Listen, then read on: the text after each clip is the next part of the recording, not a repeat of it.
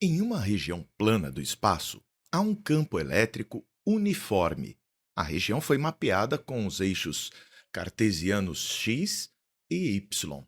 Duas cargas pontiformes, Q1 e Q2, estão fixadas nesse plano.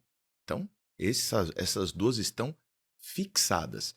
E uma terceira carga, Q3, é abandonada em um ponto do plano, de modo em que fique em repouso sob a ação exclusiva das forças elétricas. As respectivas coordenadas das cargas estão representadas no desenho abaixo. Podemos afirmar que E, o campo E, forma com o sentido positivo do ângulo x um ângulo θ, que satisfaz a seguinte condição. Que condição seria esta? Bem, sabemos que o valor de Q1 é igual ao valor de Q2, que é igual a menos Q3. Y1, Y3 menos Y1 tem o mesmo valor de x3 menos x2. E o Q3, o valor Q3, é positivo.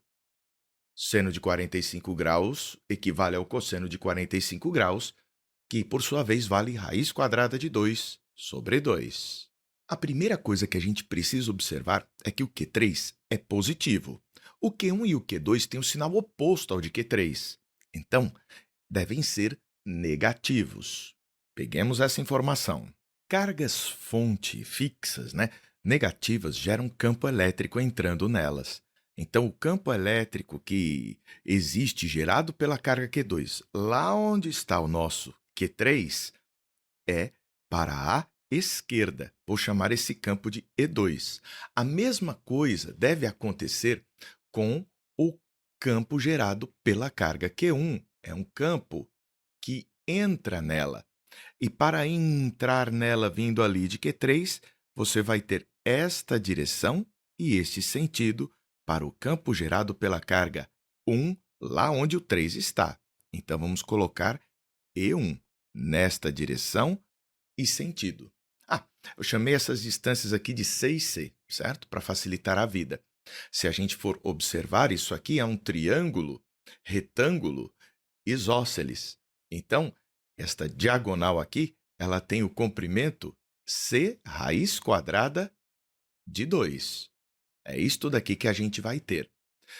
E esse ângulo aqui vale 45 graus, por conta da geometria do problema.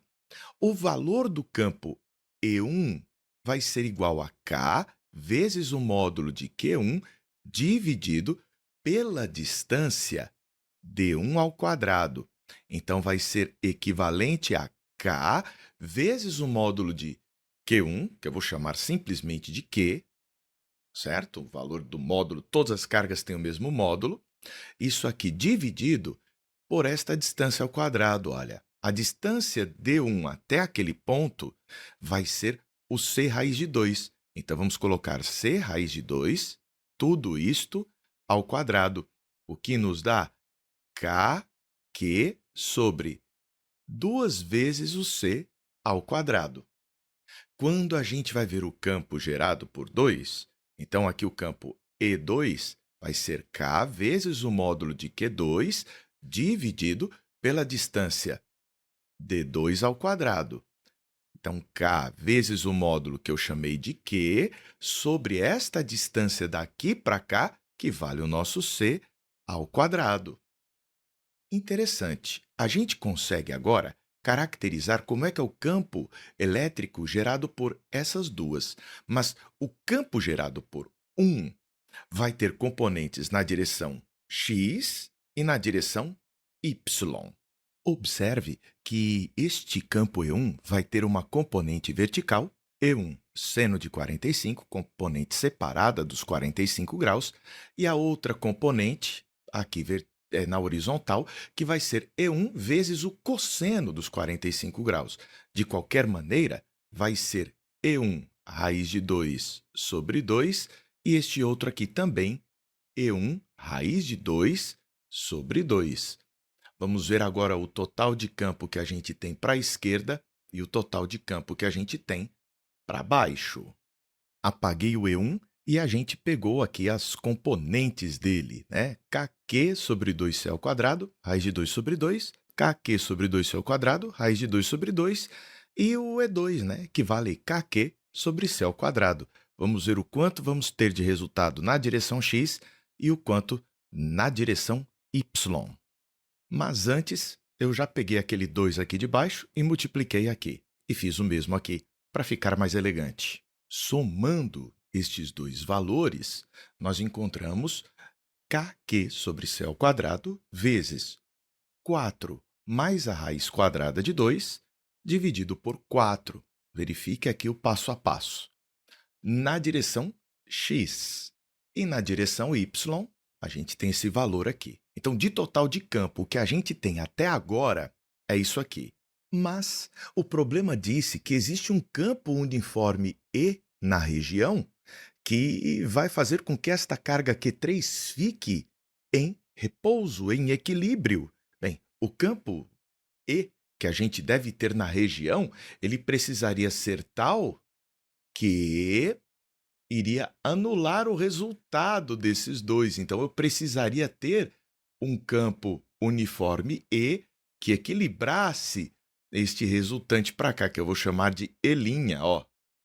Então, ele deve ter componentes na direção horizontal e vertical de tal maneira a equilibrar, compensar essas outras aqui. Então, o nosso EY deverá ser também o valor do EY aqui de baixo. Vamos organizar aqui para ficar mais arrumado. Bom, então, e o EX, a mesma coisa. Tem que ter o mesmo valor, tá aqui. Então, esse aqui cancela esse aqui, e este daqui cancela este daqui. E olha que interessante o resultado disto. Lembra que ele disse que esse campo deve fazer um ângulo θ com o eixo x? Este ângulo θ é tal que eu consigo calcular a tangente dele, cateto oposto sobre o adjacente. Então, vou colocar aqui neste cantinho que o valor da tangente do ângulo θ que a gente encontra bem ali vai ser cateto oposto, que corresponde a este valor aqui, dividido pelo cateto adjacente. Está aqui, ó, este de cá. E isso vai ser interessante porque vai cancelar esse termo aqui, vai cancelar este 4 aqui. E nós vamos apenas racionalizar para chegar a uma alternativa correta. Peguei aqui esse denominador e multipliquei por 4 menos raiz de 2. E o numerador também, denominador e numerador. Fazendo isso, nós vamos ficar com 4 raiz de 2 menos raiz de 2 vezes raiz de 2 dá 2. Aqui vamos ficar com 16 menos 2. Aqui em cima, a gente ainda coloca em evidência o 2 e fica com 2 raiz de 2 menos 1, enquanto que aqui embaixo nós ficamos com 14. Dá para simplificar, e o resultado vai ser aqui 2 raiz de 2 menos 1 sobre 7. E quando a gente olha esse resultado, a gente encontra 2 raiz de 2 menos 1 sobre 7 na alternativa C de casa.